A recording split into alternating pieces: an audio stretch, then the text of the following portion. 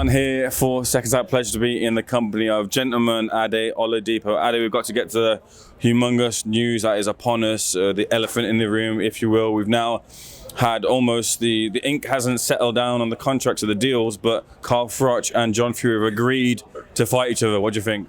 No way. Yeah, I believe that's the verbally, of course, but they've apparently agreed. 500,000 pay-per-view buys immediately. If it were, it's crazy though, isn't it? I don't know what's going on with those two. I mean, this is how crazy it is. And this shows how difficult our job is, especially me. I mean, if Carl Froch, a former world champion, Hall of Fame fighter, as he likes to say, can't have an opinion and then get chased down for his opinion, what can we all do?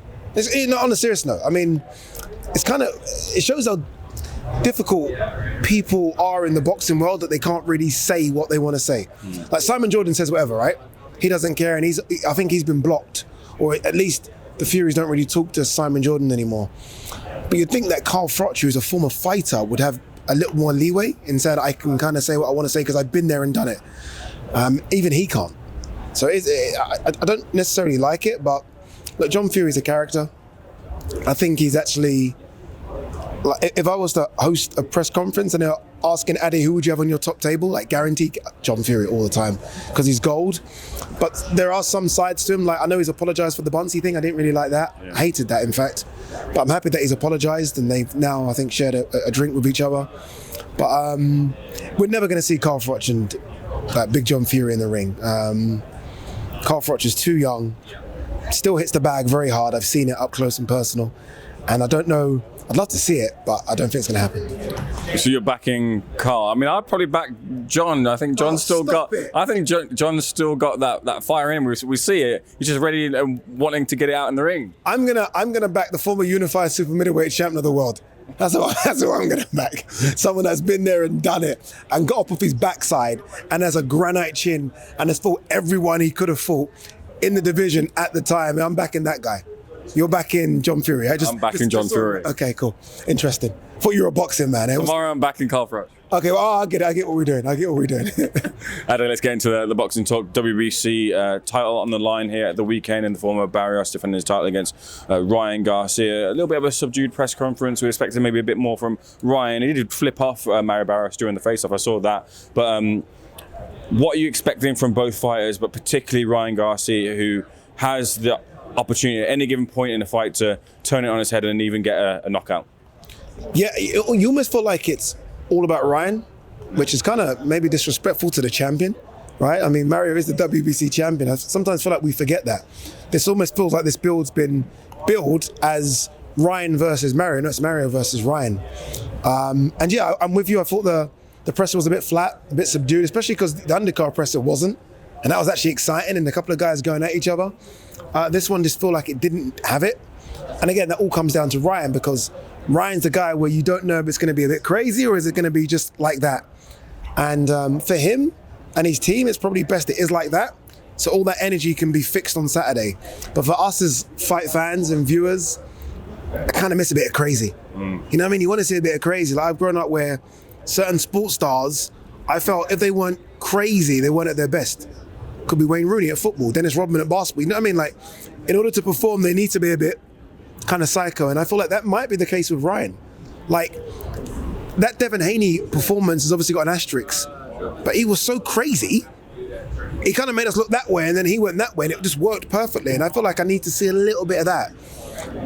You know what was interesting? The size difference. I've always felt of Ryan as a big guy, because he is quite big.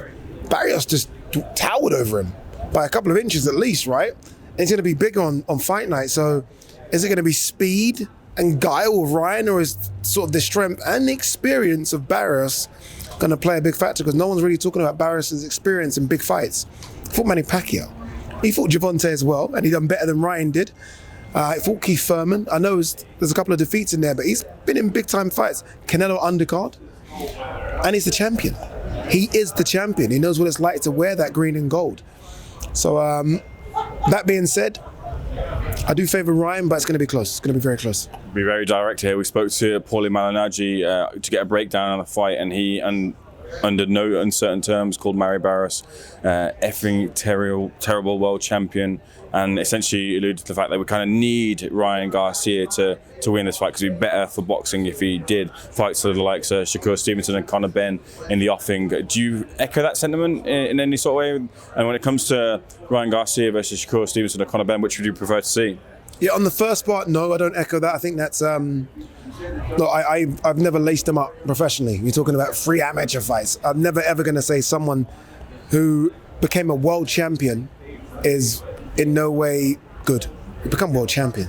You know how hard that must be to become world champion. So I would never be disrespectful to Mario Barrios like that.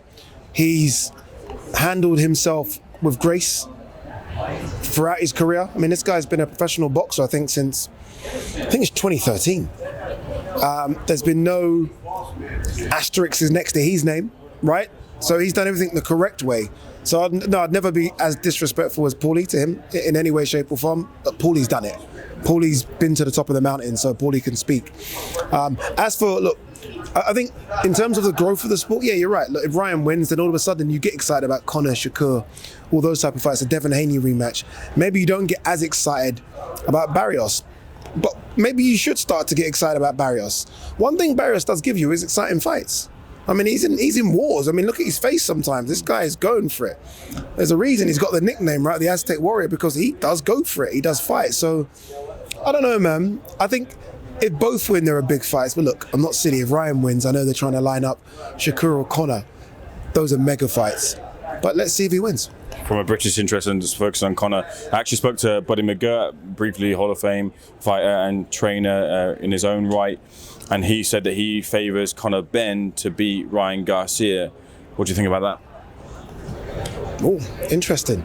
Look, you know, my issue with Conor is he can't even make the weight. I think Conor hasn't fought 147 for 4 years, dude. I mean, his last couple of fights have been at 160. I know he's been below 160, but he's been at 160.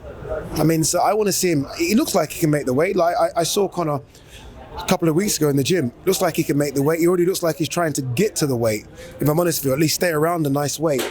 I think Conor's aggression's a problem for a lot of these guys. I really do. I think one thing, look, removing boxing ability, because these guys have been fighting a lot longer than Conor. A lot, you know.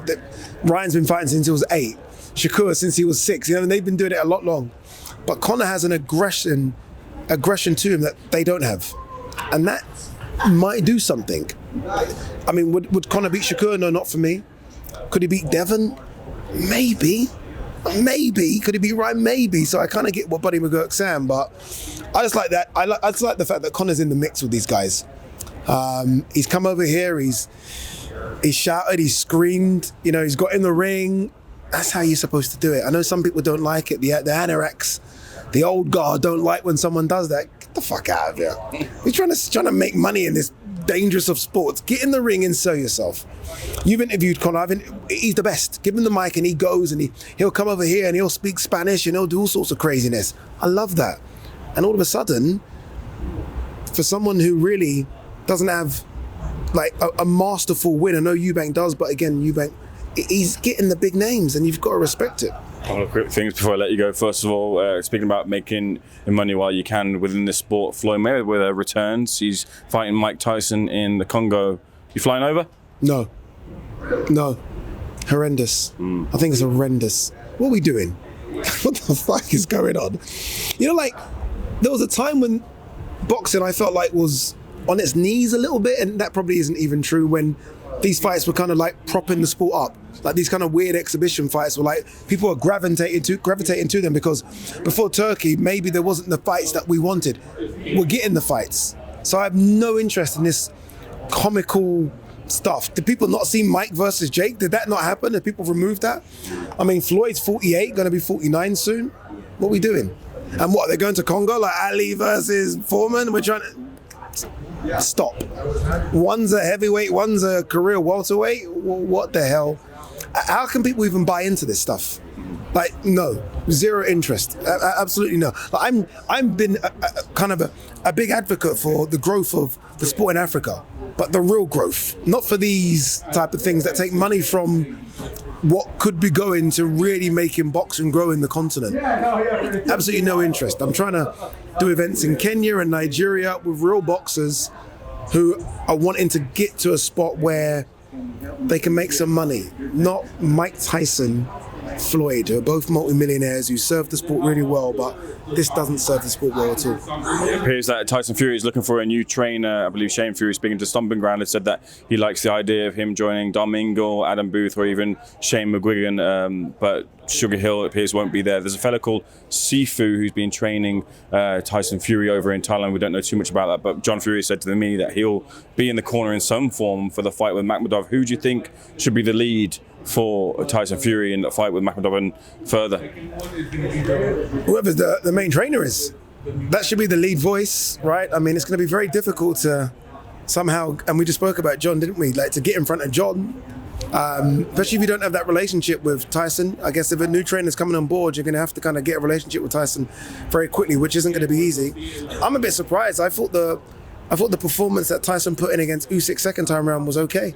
I think it was better than the first, and that was Sugar Hill with the lead with Andy as the second. I thought that worked quite well. But we're seeing a lot of fighters just switch trainers. It almost seems to be the thing nowadays. The days of a fighter going through his whole career with one trainer is done. Just doesn't happen. It doesn't happen. Fighters, look at Ryan, AJ. Everyone just seems to switch trainers all the time. So I guess we shouldn't be too surprised by it. But yeah, I'm a bit disappointed, a bit upset for Sugar because they you know what it is about Sugar and Tyson? They look like they had a good relationship. They'd always both take their tops off. You know, it almost looked like it was fun. And I think fun camps bring out the best in fighters. So I'm a bit surprised by it. I mean, it'll be interesting to hear from Sugar and what the reasons are. But look, there are a number of good trainers. I think Adam Booth's a great choice. Dom Ingle, who we don't really see do much anymore. I mean, look how many people he trained. Good fighters as well. So look, there are so many good British trainers, and Tyson could pick any one of them. And I think any of them can get rid of him, so he can help him get rid of Arslan Bekmambetov. Final thing, I'm sure you saw that Gunman Boxing put out a poll saying, do you want to see Ade Oladipo on one of his shows? The options were yes, of course. The second one was no, he's older than a dinosaur. I'm sure you weren't too happy with the second option, but overwhelmingly, I believe people said yes. What are you saying? Yeah, overwhelmingly yes, yeah. Yeah. Good, because the dinosaur one's a bit hard. I mean, have they not seen the shape of? Are they what we do? Have they not seen? Do they not feel like Ade can still do something even at 45? Like they look. Can we get a bit shadow box? Now what are we doing? No, I don't need to shut up. Look at this. Damn. Do they know what they're doing? This is 45. No. I can do it. I'm in shape. We're getting down. We're getting down to 175, and then at 175, if the money's right, you know what I mean? We can do a little. We can do a little side. But I'm not going to give away too much right now. If Gunman has the money, we'll get in the ring. That's what I'm going to say. That's what I'm going to say. Ade, pleasure. Thank you.